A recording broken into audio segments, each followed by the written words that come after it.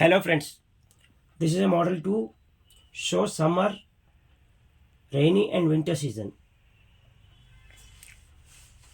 To assemble this we have used wooden sheet, bottom and top, sunboard, paints, toy models, plants, trees,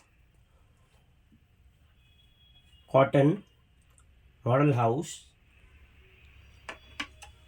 blanket, small size and other landscaping material.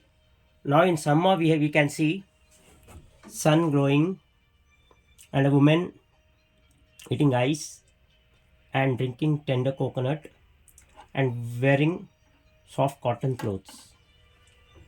In rain, we can see here it is raining, so person holding a umbrella. And in winter, we can see person with blankets and shawls.